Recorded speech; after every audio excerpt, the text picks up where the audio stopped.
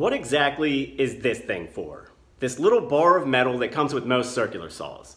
I'm on a slow quest to cover circular saw basics. A few weeks back I did a video on how to make fast, easy crosscuts with the speed square, and it seemed like the most logical step was to explain this thing next. This object is called a rip fence, and it's a handy tool to have on any job site. Today I'll show you how to use it, and I'll explain its pros and cons as well. And that's coming up next on the Honest Carpenter Show. So a rip is a cut made with the grain of the board. They tend to be longer cuts, as I explained in my rip versus crosscut video. So the portable rip fence is an attachment that helps you make these cuts with the circular saw. It generally inserts laterally into a slot on the sole plate of the saw. Thumb screws then tighten it into place at a given position. And it can vary by model, but most rip fences are reversible, so you can actually mount it to either side of the saw. As it sounds, the rip fence serves as a guide for a rip cut. Before you initiate a cut, the fence can be pressed against the edge of a board. As you make your cut pass, it'll keep the saw blade fixed at that distance from the edge. This lets you cut in a long, straight line, which is what you need for rips. Probably the trickiest part is getting the fence set up to rip the proper width. I'll often measure and mark the rip width I want on the end of the board with a sharp pencil. Then I'll line up a blade tooth with this mark and draw the fence in until it's gently touching the board edge. I'll usually make a little test jab with the spinning blade to check that I'm on target. If the fence is well aligned, you can just make the cut pass like a normal circular saw cut, driving the tool forward at a controlled pace. Exerting a slight inward pull is often all it takes to keep the fence tight to the edge. Or you can also touch it lightly as a physical check, or just keep an eye on it as you cut. That's how you use the rip fence. It installs easily and cuts fast. In fact, that's mostly what I use it for, instances where I really need speed.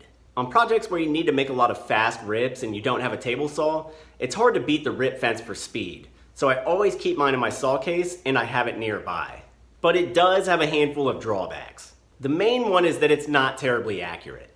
Because the interface of the fence is so small and the saw itself is much larger, it can suffer from cantilever effect. Uneven pressure on the saw can cause tension, wobbling, and even kickback. The hardest phases are starting and finishing. Starting the cut, it can be really easy to drive the saw in at a skewed angle. And finishing, the fence will often clear the board before the blade does, which means that the last inch or so is freehand. It's easy to veer off track. So you really want to focus on driving the saw forward 90 degrees to the edge the whole time. You'll feel the fence just glide along this way. And you probably want to scribe a line along your cut path. This way you can control the last couple inches by eye if need be. Also, because the rip fence is so short, it only has a narrow cut capacity. You can game this a little by ripping from the cutoff side of the board as opposed to the main side. You will be able to rip narrow margins down to a pretty tight width. The fence has a gooseneck recess that lets it reach a little further into the sole plate, so it'll tuck really close to the blade when mounted from the blade's side. You just need to be very careful while doing it. And another drawback is board clearance. The rip fence sometimes hangs lower than the full thickness of the board, so they can get hung up on anything protruding out from under the edge. You'll have to clear this object, and that can really screw up a cut.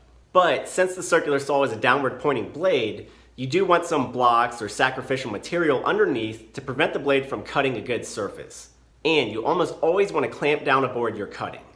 So yes, there are a handful of drawbacks for rip fences. And ultimately, they're no match for table saws, which are the best ripping tool around. So I really don't use rip fences where I need very accurate cuts. But as I said, I would never go anywhere without my fence. Because when it comes down to making fast rips on short notice, there's no more convenient guide than this one.